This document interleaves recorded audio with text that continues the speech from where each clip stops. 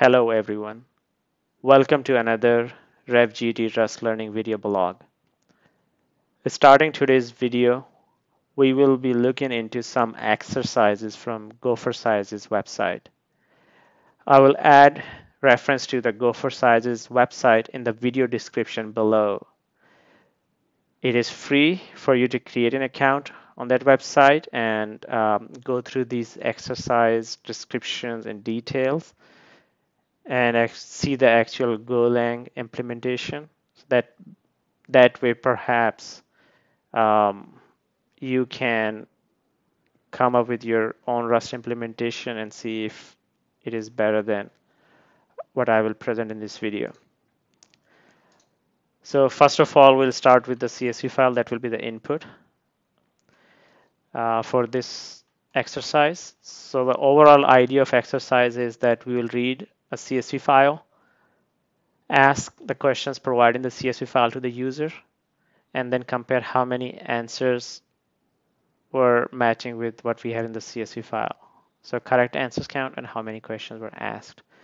There are two parts to this implementation. First part is just ask the questions, no timed quiz. But second part is where we have the default 30-second timer, but user can provide the timer value to the command line. In both cases, we read the same CSV file. Format for the CSV is we have the question first and comma, and then the answer. Only twist to this thing is if someone enters the question in double quotes, then we need to ignore any commas or anything within those double quotes, and anything outside the double quotes, if there's a comma, then the answer is there. We are not adding any complexities of multiple commas or verifying or validating if it is in the correct format. Jumping to the cargo file, we would need CSV crate.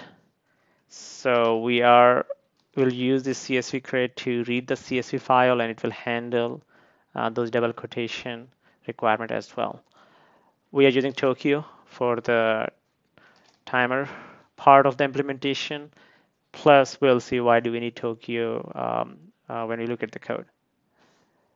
So next we will jump into the code. Here, starting from the top, we are including the CSV crate, and we are using the CSV reader builder structure to read the file. We are using the error structure to return the errors from the method, as we'll see why do we need it later in this video. Standard IO to read the user input, and then we are using Tokyo, one shot, and some other classes, interval duration, etc. structures for running a timer while we wait for the user's input for the quiz. In the main method, I have two sections. First one is the timed quiz, and the other one is untimed quiz. Logic is pretty much same in both methods, except in the timer quiz, we are taking user input for how long we want to run the game for, and then some other things that we'll go in a little bit of detail later. Starting with the simple untimed quiz game, we are first reading the CSV file. So most of the code is same between timed and untimed. So I will just go over most of the details in this method. In untimed, we'll just cover in the timed implementation, we will just cover the part where we are running task and running a timer to wait for game to end. So read the CSV file. File need to be on the root folder of your project, and there are no headers, so we skip the headers. There's some local variables to keep count of how many questions have been asked and how many answers were provided. Then we just loop through all the records or all the rows in the CSV file. We read the individual row, and then we split on the comma separated value to return the question and keep track of the answer. The reason for using a standard error is because we are using the simple question mark unwrap method of or macro of the Rust language. If there are two different types of errors, for instance, this could be the IO standard IO error, or you could have error from the integer conversion. So if there are different types of errors being returned from the same method, then we cannot just use question mark and return uh, one specific error type. With this standard error and using box and dynamic, it will be resolved at the runtime, and we can easily use this question mark in the implementation, even if there are two different types of error. There are different ways to handle it. We can create our own error class, but this is just to keep things simple. Next, we are taking users input in the guess variable, and then we compare guess with the answer that we read from the CSV file if the answer was correct or not. And this is just a workaround I added for my testing purpose. So I'm only asking 5 questions, but we can remove this code if you don't need it like that.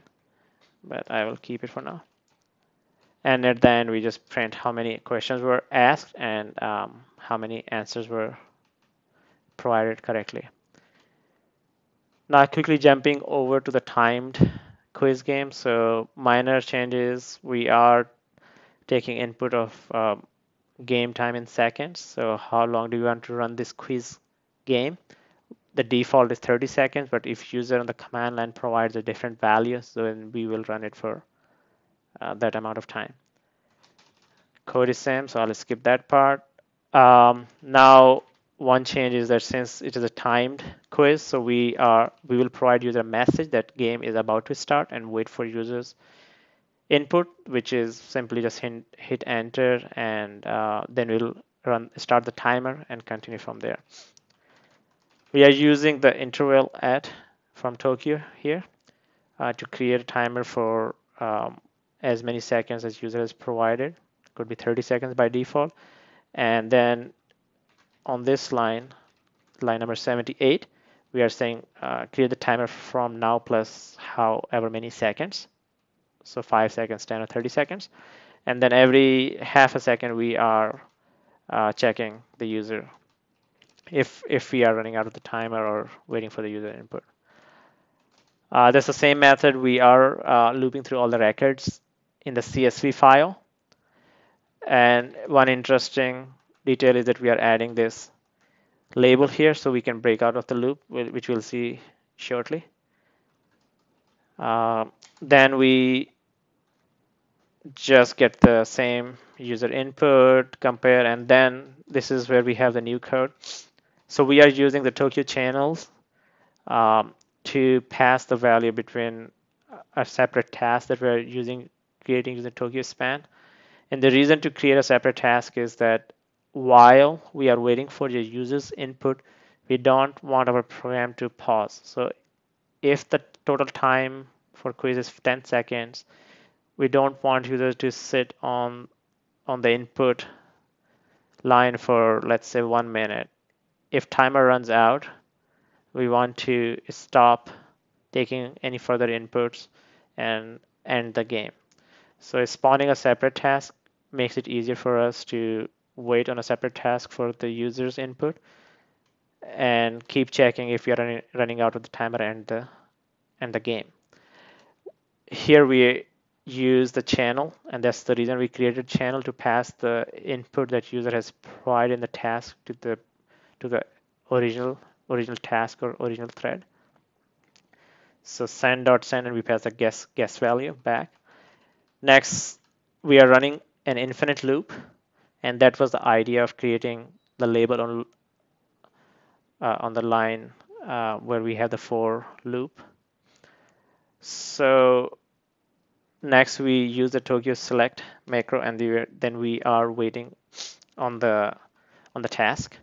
So we are checking if every half a second we are checking if program need to be ended, and then we break to that label. If it did not have the label, the break will just break this infinite loop, but we will be still inside the for loop. If timer has not ended, then we check if the if there was any message that we received. And if message is received, that is the send, the guess value that user entered, then we compare it against the answer and increase the count. Next, we just print the total correct answers. So if I quickly run it before, we'll talk about one minor issue. So let's see. So we will cargo run. We'll just run it for 5 seconds and hit enter when ready for quiz. Okay, so we'll make some mistakes. So we'll enter wrong answer and see what happens. So program ended. So we were asked 4 questions and we correctly answered 2. And the reason the last one is not counted because while we were typing, the program already ended. So that's the whole idea of a separate task. So we are not waiting for users input. We just terminate the program if they don't respond within the given time, which was 5 seconds in this case. Although it looks fine, but there is one issue which I'll show you next. So let's start again. I said 10. I said 10. Now I'll just wait and program has ended. So 3 questions were asked. I only answered 2 questions. I did not answer the third one. The program ended. But as you can see, although it ended in the sense of user cannot enter any more answers, but program itself is still running. I have to hit enter to actually end the program.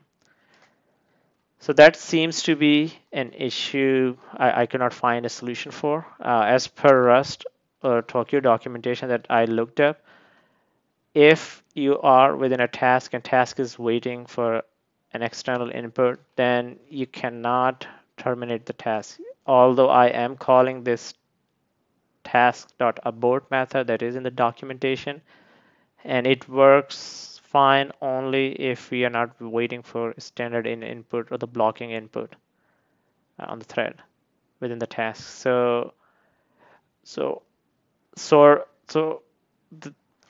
sort of the objective of this exercise is achieved, that program does not wait for user input and it terminates, but the Go implementation would actually end the program, which I could not achieve in the Rust. So if you know a way to solve that issue, then please please reply in the comments below. I'll be happy to update the source code based on any feedback. Otherwise, I think it covers most of what was required in this exercise. That should complete this video, and I will provide all the links in the video description. So thanks for watching, and I will see you in the next one.